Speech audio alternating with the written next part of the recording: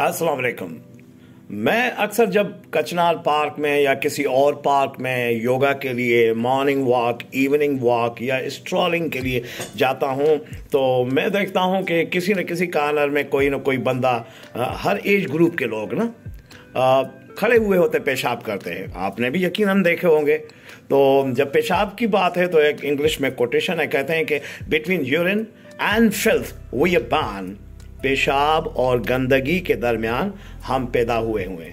तो ये पेशाब करना जिस्म के फुजला को बाहर निकाल देता है, जिस्म के फुजला को बाहर निकाल देता है। पेशाब जिसमें आपको पता है, जिसमें से पानी, यूरिक एसिड, यूरिया और जहरीले मादे होते हैं ना, मसाने में उस वक्त तक जहरीले मादे होते हैं जब तक ये मुकम्मल तौर पर बाहर ना निकल जाए।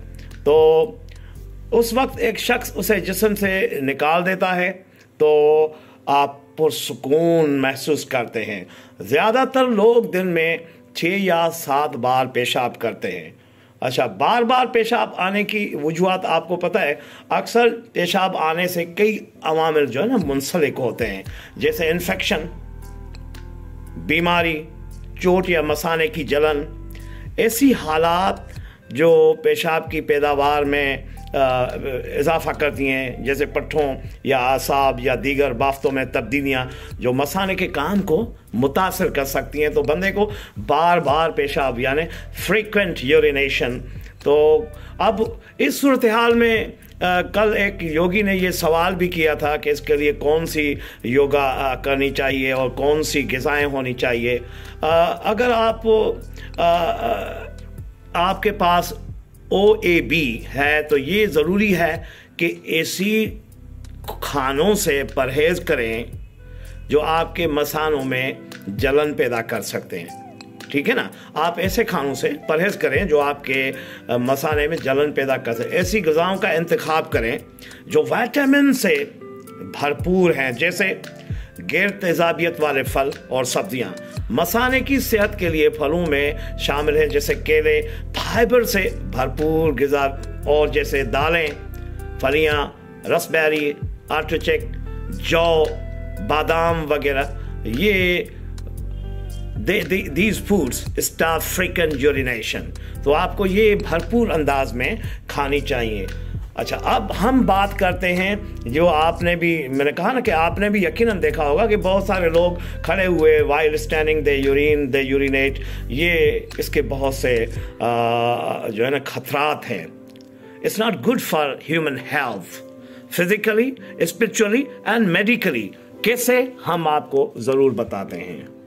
अच्छा, मर्द हो या औरत, बैठकर पेशाब करना चाहिए, बैठकर, while sitting, not standing।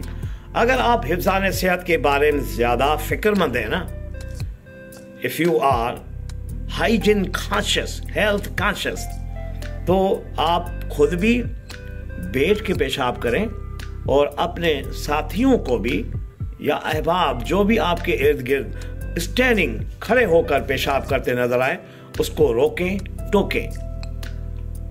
अच्छा, ये वैसे पता है खड़े होकर पेशाब जो लोग बहुत सारे आपने देखे हैं या मैंने देखे हैं करते हैं, ये इंसान की फितरी जबलत है ना, उनकी फिजियोलॉजी भी जो है ना उसको इस तरह हिमायत करती है। लेकिन साइंस ने और योगा ने आपको पता है, yoga is a blend of art and science ना, और इट्स अ नेचुरल थेरेपी। इसने भी साबित किया है कि मर्द हो या औरत, उनको बैठकर पेशाब करना चाहिए। अगर आप करते हैं, खड़े होकर करते हैं, तो ये गैर सेहत बख्श है और अनएथिकल है। पेशाब का छलकना गैर सेहत बख्श है, ये बदबू का बायस बन सकता है।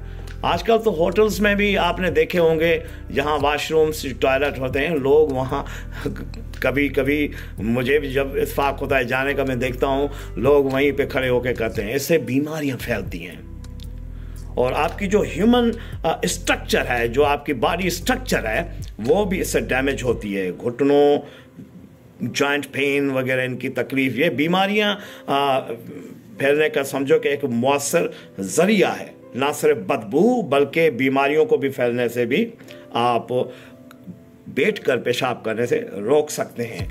क्योंकि ये जो पेशाब आप खड़े होकर करते हैं कि गिरा हुआ पेशाब जो है वो बैक्टीरिया की अफजाइश का एक बेहतरीन जरिया होता है।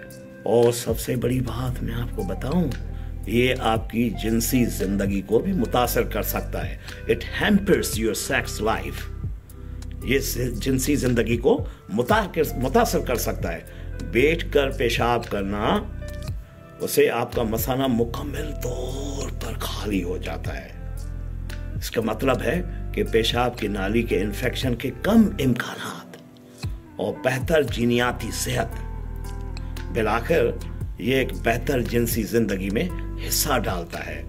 और मैं आपको बताऊं कि कोशिश करें कि अगर आपको फ्रीक्वेंटली पेशाब आने लगे तो आप बटरफ्लाई पोज योगा का जो होता है, बटरफ्लाई उसको जितनी मर्तबा आपसे हो सके किया करें। यही पोज कम पेशाब या नॉर्मल पेशाब आने की एक गारंटी है।